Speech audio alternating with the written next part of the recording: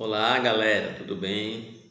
Sou o professor Adriano, professor de ciência do sétimo ano, ensino fundamental 2.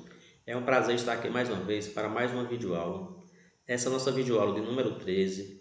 Essa videoaula tem como objetivo a correção das atividades passadas na aula anterior, página 173, questões 4, 5 e 6, e atividade extra, as 10 questões. Para facilitar a correção, por gentileza, pegue o livro na página 173 e o material para fazermos a correção.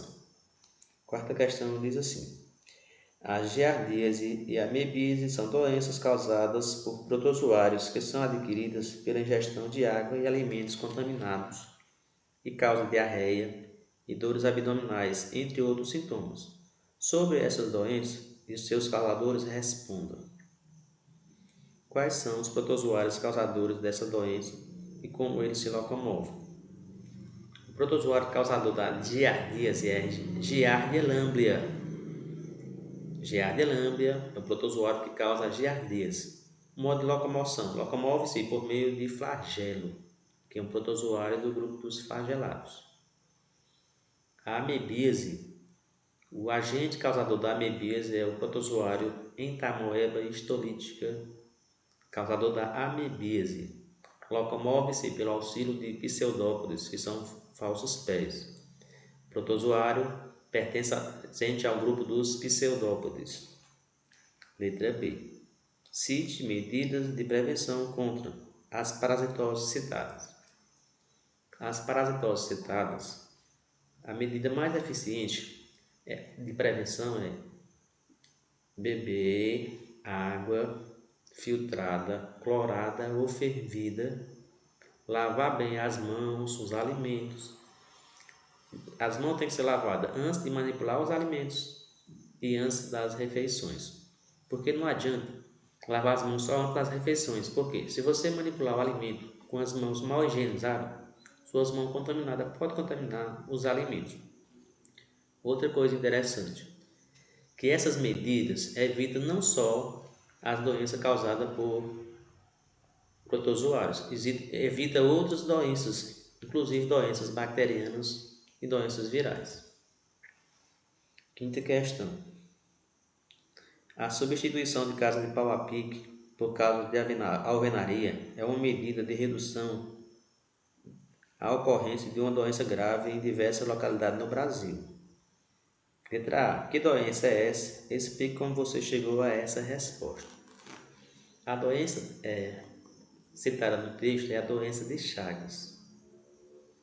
As casas feitas de pau a pique possuem frestas onde se aloja o inseto barbeiro, o vetor da doença de Chagas, que essas frestas servem de moradia, de abrigo, de esconderijo para os percevejos ficarem durante o dia. Geralmente eles atacam à noite, a hora que as pessoas estão dormindo. Letra B. Já houve casos registrados no Brasil da transmissão dessa doença por consumo de caldo de cana e de polpa de açaí mal higienizados. Faça em grupo uma pesquisa sobre essas formas de transmissão e apresente os resultados sob a forma de texto explicativo. Os relatos que foram feitos na transmissão da doença de Chagas no Brasil se reportam ao caldo de cana e ao açaí contaminado. Como é que se dá essa contaminação? A transmissão por meio do caldo de cana e da polpa de açaí ocorre quando esses alimentos são processados sem higienização, esmagando o barbeiro contaminado juntamente com os protozoários que estão em seu intestino. Quando ocorre isso, os protozoários que é na fase de trofozoídeos, eles vão contaminar tanto o caldo da cana quanto a polpa de açaí. E se as pessoas consumirem esses produtos, logicamente que vão adquirir a doença de Chagas de outra forma, que até então achava que era só por meio da picada do barbeiro contaminado ou por transfusão de sangue contaminado. Sexta questão. Veja a fotografia a seguir. Aqui tem uma planta, tem um jarro e abaixo do jarro tem um vaso com areia para evitar a água parar. Explique qual a importância de se colocar areia em pratos e vasos com plantas e de que forma essa atitude ajuda a prevenir doenças causadas por vírus e protozoários. Quais seriam essas doenças?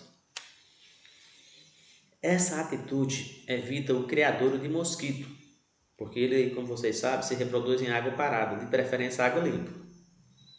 Como, por exemplo, o mosquito Aedes aegypti e o mosquito do gênero Anopheles. O mosquito Aedes aegypti ele é potencial transmissor de várias doenças virais. Entre elas eu posso destacar a dengue, a febre amarela, a zika vírus e a chikungunya. E o mosquito do gênero Anopheles pode transmitir a malária, doença causada por protozoário. Acho que ficou claro, né? Com isso, nós finalizamos a correção do exercício do livro. Vamos para o exercício extra. Que seres vivos são os representantes do grupo das bactérias. O grupo das bactérias, elas possuem como representantes as bactérias e as cianobactérias, um grupo particular de bactérias que são fotossintetizantes, produtoras de grande parte do oxigênio da atmosfera. Questão 2. Identifique o ser vivo descrito abaixo. Sou unicelular e não tenho núcleo. Meu DNA está espalhado pelo citoplasma. Posso ter a forma de bacilos, cocos ou vibriões, entre outros. Na cadeia alimentar sou decompositor. Sou um ou uma. Pela descrição dá para saber claramente que está se referindo às bactérias. Por quê? Elas possuem formas de cocos, bacilos, vibriões, podem ser decompositoras, não tem membrana nuclear, o material genético fica misturado ao citoplasma e as bactérias são unicelulares. Vamos à questão 3. Faça a associação correta com relação ao modo de transmissão de algumas doenças virais. 1. Sarampo. 2. Poliomielite. 3. Raiva. E 4. Febre amarela. Vamos analisar aí. O sarampo ele é transmitido contato direto de uma pessoa contaminada pelo ar com as pessoas sadias. A pessoa contaminada ela vai contaminar o ar por meio de tosse, espirro e pode contaminar uma pessoa sadia. Aí seria o número 1. Poliomielite, que é o número 2, contato se dá por via digestiva. A pessoa ingerir por via nasal oral gotículas contendo o vírus do sarampo. Aí seria o número 2. A raiva ou hidrofobia ela é transmitida por meio da mordedura, lambedura ou arranhadura por animal infectado. Esses animais podem ser cães, gatos, morcego ou outros animais infectados. Aí seria o número 3. E a febre amarela ela é causada pela picada de inseto. Pode ser mosquito do gênero Haemococcus e pode ser o mosquito Aedes aegypti, porque tem a febre amarela urbana e tem a febre amarela rural. A sequência ficou 4, 3, 1, 2. Vamos à questão 4. Coloque V para verdadeiro e F para falso, baseado nos estudos e nos seus conhecimentos sobre os termos propostos. O item 1 diz assim: antígeno é qualquer corpo estranho que entre no nosso corpo, correto, que pode ser um vírus, uma bactéria, uma toxina ou qualquer outro agente estranho. Tudo aquilo que é estranho ao nosso corpo e vai ser reconhecido como um corpo estranho recebe o nome de antígeno. Então, correto. O soro terapêutico contém anticorpos prontos e é usado para tratar uma doença? Correto. O soro ele tem medida terapêutica. Em sua maioria é usada para tratar uma doença ou uma toxina. Já tem anticorpos prontos. Item 2, verdadeiro. Item 3.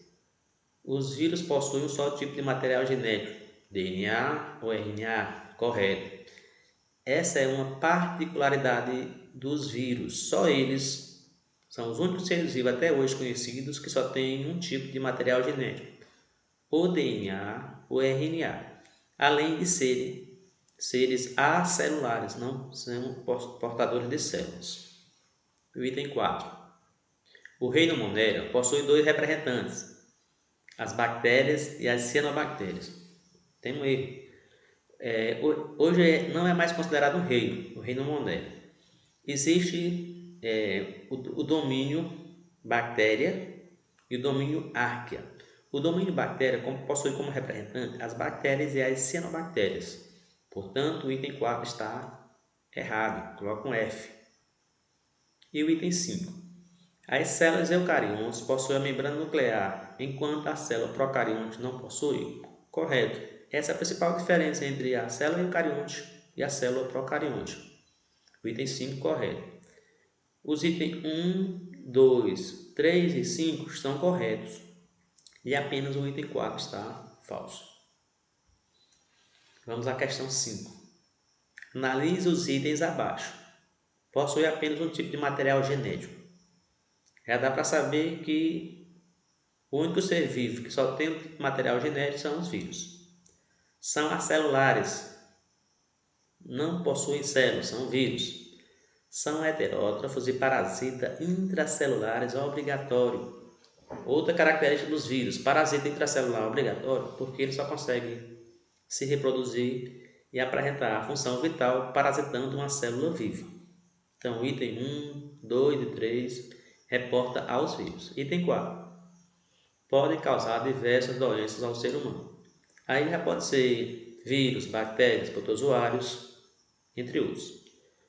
Com base nas características acima, podemos concluir que se refere às características dos seres vivos do grupo dos vírus.